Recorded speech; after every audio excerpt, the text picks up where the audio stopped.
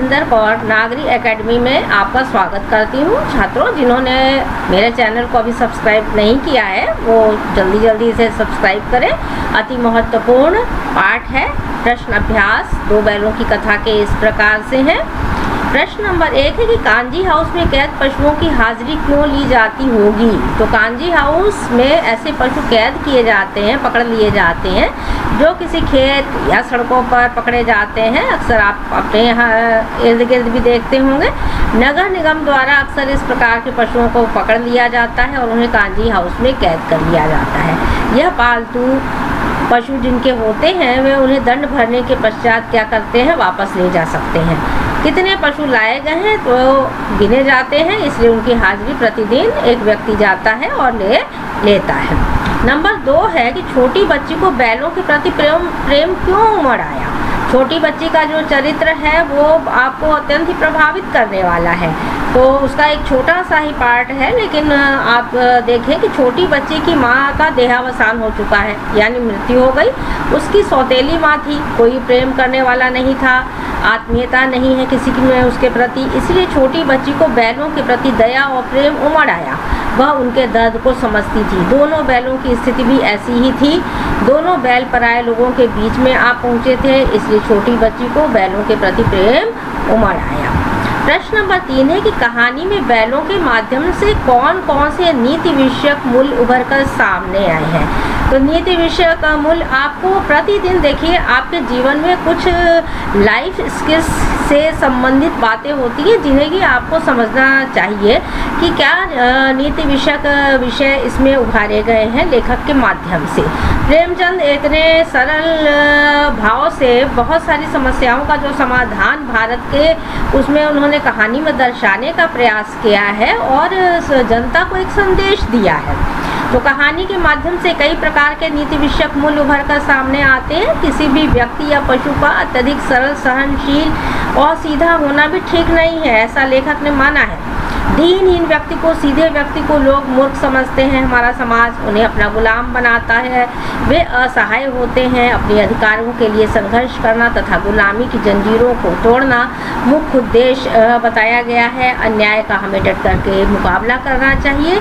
समाज में एकता तथा भाईचारा होना चाहिए और घृणा ना हो, इसको समझना चाहिए। अन्याय करने वाले को हमें कभी भी माफ़ नहीं करना चाहिए। तो अगर हम अन्याय का विरोध करते तो जैसा कि 1947 का जिक्र किया सीधे न करके और ये बताने का प्रयास पूरे पाठ में किया गया है कि गुलामी की दास्तां से भारत जो जूझ रहा है उसको जो है व्यक्ति विशेष को ये ध्यान देना पड़ेगा कि हमारा शोषण क्यों हो रहा है। तो नीति विषयक मूल्य इस पाठ में इस तरह के उभर करके बहुत सारे आते हैं। नंबर 4 है प्रस्तुत कहानी में प्रेमचंद ने गधे की किन स्वभावगत विशेषताओं के आधार पर उसके प्रति रूढ़ अर्थ मूर्ख का प्रयोग न करके नए अर्थ की ओर संकेत किया है। तो हमेशा हमारे समाज में ऐसा कह दिया जाता है कि व्यक्ति थोड़ा मूर्ख है, सीधा है, गधा कह दिया गया, तो ऐसा कहना नहीं चाहिए। तो इस कहानी में प्रेमचंद ने गधे की सहिष्णुता, उसके सीधेपन की ओर इशारा किया है। उन्होंने कहा कि सद्गुणी का इतना अनादर कहीं नहीं देखा, सीधापन संसार के लिए उपयुक्त नहीं है।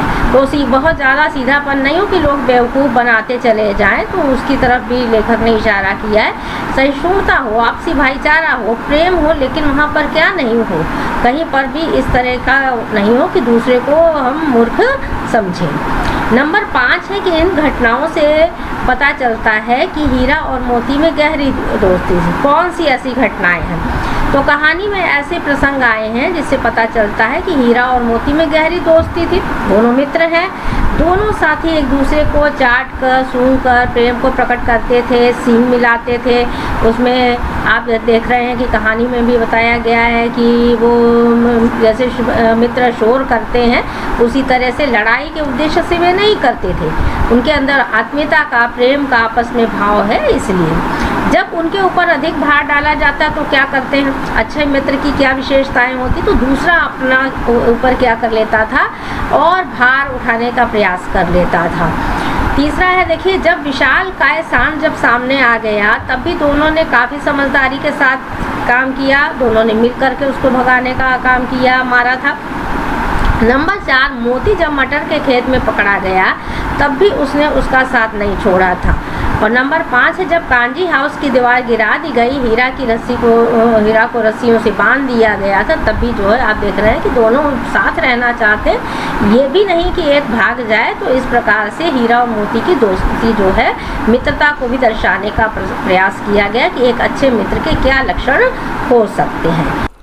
प्रश्न नंबर 6 है, लेकिन औरत जात पर सींग चलाना मना है, यह भूल जाते हो।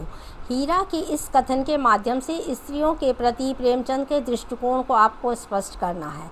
तो प्रेमचंद ने समाज में बहुत कुछ परिवर्तन लाने का प्रयास किया।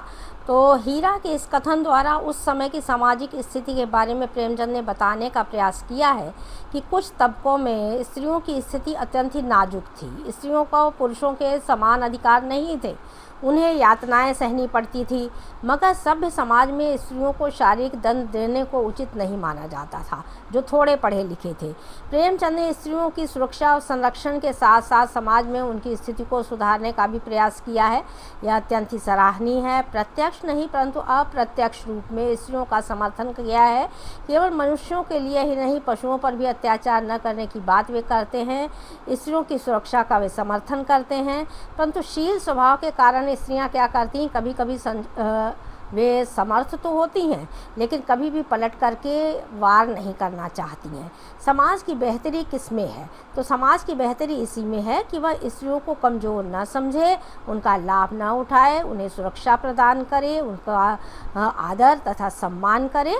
और इस प्रकार से प्रेमचंद ने स्त्रियों की स्थिति को भी जो है, समाज को स्त्रियों के महत्व, उनकी स्थिति से भी अवगत कराने का प्रयास किया गया है। क्योंकि हीरा और मोती ने जब उसकी माँ के ऊपर वार करने की बात की गई थी ना, तभी ये बात जिक्र हुआ था कि औरत जात पर सींग नहीं चलाना चाहिए, क्योंकि वो सींग चलाना नहीं चाहते। तो बात जो है वो छोटी सी बात है ही, पूरी औरत जात पर जो है कैसे अप्रत्यक्ष रूप में लेखक बताना चाहते हैं, इसको भी स्पष्ट किया गया है। तो प्रत्येक प्रश्न के जो उत्तर हैं उनको बहुत अच्छे तरीके से आप समझ लीजिए और उनको करिएगा।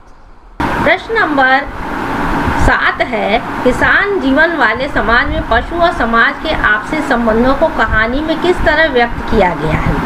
किसान जीवन वाले समाज में पशु और मनुष्य के बीच आपसी आत्मीयता होती है।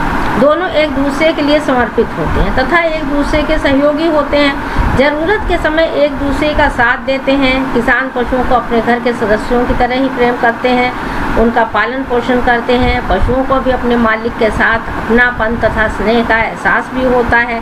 जैसा कि हीरा और मोती झूरी के ससुराल भेज दिए जाने पर वहाँ उनका मन नहीं लगता था। तो हीरा और मोती की कहानी झूरी से शुरू हुई है कि झूरी काची के 2 बैल थे, तो इसको हमेशा याद रखिएगा। और किसके यहाँ भेजे गए? गया के यहाँ। माली के पास रस्सी तोड़ा करके वे क्या कर जाना चाहते? भाग जाना चाहते हैं। कांजी हाउस में बंद रहने पर भी उन्होंने मालिक को की याद उन्हें आती रहती है, वो उनके पास शीघ्र पहुँच जाना चाहते हैं। वे भी सभी बातों से ये सिद्ध होता है कि किसान जीवन वाले समाज में मनुष्य और पशुओं का जो भाव है बहुत ही आत्मीयता से भरा होता है।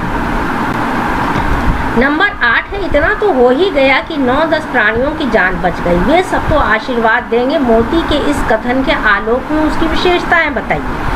मोती स्वभाव से देखिए तेज तरार था, परंतु कैसा है? मन से दयालु है। वह किसी पर अत्याचार होते नहीं देख सकता था। जब उसके साथ हीरा को कांजी हाउस में दीवार तोड़ने के अपराध में मोटी मोटी रस्सियों से बांध दिया गया, तो उसने उसके अधूरे कार्य को पूरा करने का प्रयास किया है। स्वयं कष्ट तथा सजा पाकर भी आज़ादी प्राप्त करने के लिए क्या कर रहा है? प्रयासरत है, संघर्षरत है, संघर्ष करता रहा।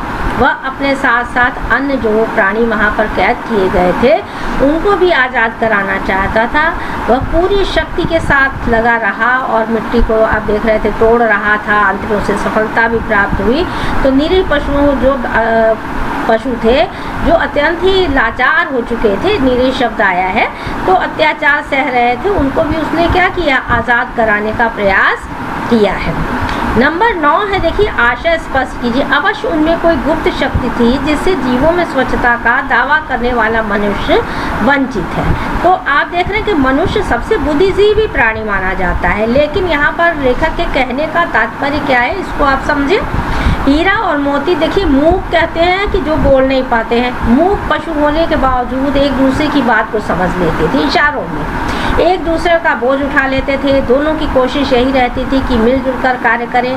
कोई मनुष्य उनके साथ कैसा व्यवहार करता है या उसे किस प्रकार का दंड देता है या उसे जो दंड मिल रहे हैं उस पर भी बात होती रहती थी।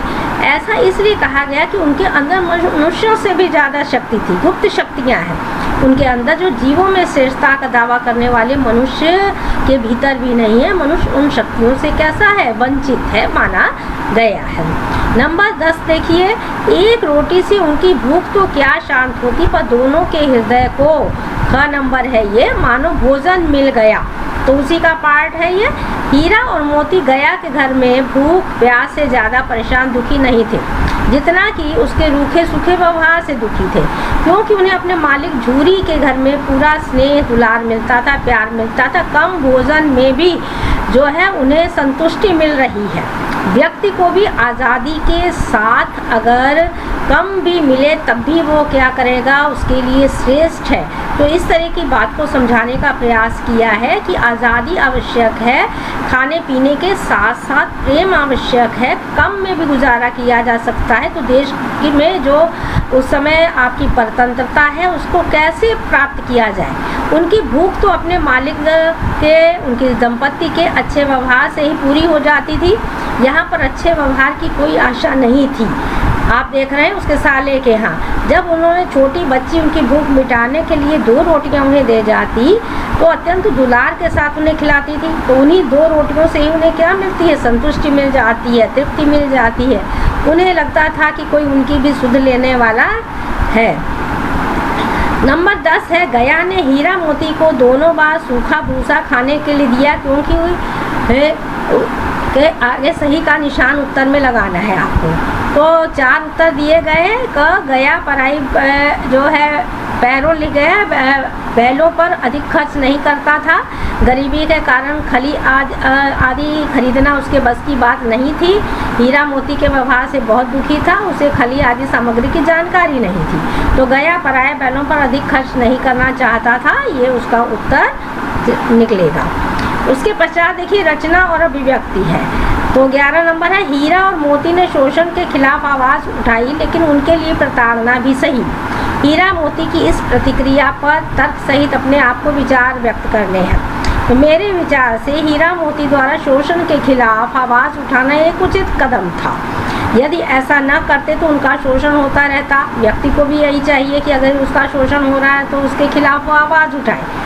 तो लोग नहीं करते हैं ऐसा, तो ये एक संदेश है। उन्होंने केवल अपना ही नहीं, कांजी हाउस में कैद किए पशु का भी उद्धार किया है। कसाई पर हमला करके विरोध को दर्शाकर उन्होंने साबित कर दिया कि शोषण के खिलाफ अगर आवाज़ नहीं उठाई जाएगी तो उन्हें असहाय समझा जाएगा और उनका शोषण क्या किया जाएगा, हमेशा किया जाता रहेगा। ये भी साबित कर दिया है लेखक ने कि मूक या शांत जो व्यक्ति रहता है वो असमर्थ रहता है। अपनी सुरक्षा तथा हित के लिए आवाज़ उठाना चाहिए। प्रत्येक व्यक्ति को ये जो है आवाज़ उठानी चाहिए तथा यह साबित होता है इस पाठ से कि हमें शोषण अपना कभी भी हमें नहीं करवाना चाहिए। नंबर 12 है, रचना और अभिव्यक्ति में ही। क्या आपको लगता है कि यह कहानी आज़ादी की लड़ाई की ओर संकेत करती है? तो बार बार प्रेमचंद ने आज़ादी का जिक्र जो है प्रत्यक्ष रूप में न करके अप्रत्यक्ष रूप में इस कहानी को लिखा गया। कारण उसके पीछे क्या था? कारण आप जानते हैं कि पत्रिकाएं जब्त कर ली जाती थी, कहानियाँ बैन की जाती थी, इसलिए जो है इस तरह की कहानी आपको संदेश देती है। हाँ, 2 बैलों की कथा कहानी अप्रत्यक्ष रूप से आज़ादी की ओर संकेत करती है। उसका जो थीम वही है। हीरा और मोती झूरी के खेतों में परिश्रम करते हैं, उन्हें भरपेट भोजन तथा परिवार से स्नेह प्राप्त होता है। गया के घर भी वे परिश्रम करने के लिए ही ले जाए गए थे, परंतु उन्हें उपेक्षा प्राप्त हुई। जो आदर सम्मान मिलना चाहिए था वह नहीं मिला, शोषण किया गया। वहाँ से वे रस्सी तोड़वा कर के भाग गए। कई कठिनाइयों का सामना किया, कसाई के साथ तथा सांड के साथ। कांजी हाउस में किस तरह से उन्हें प्रताड़ित किया गया, परंतु उन्होंने कहीं पर भी अपने आप को कमज़ोर साबित नहीं किया। परंतु कहानी आज में आप देख रहे हैं सीख देना चाहती है कि लेखक ये बताना चाहते हैं कि मूक पशु तक जब गुलामी का विरोध करते हैं तो हम भारतीय अपने अधिकारों के लिए क्यों नहीं लड़ सकते। यह कहानी श्रम के महत्व, आज़ादी के अधिकार, साहस, शक्ति तथा असहाय व्यक्तियों को यह इंगित करती यानी इशारा करती है कि उठो, गुलामी का विरोध करो तथा आज़ादी के लिए संघर्ष करो। इस प्रकार आपने 12 प्रश्नों का अभ्यास किया। चैनल को सब्सक्राइब करें, वीडियो को लाइक करें तथा शेयर करें। धन्यवाद।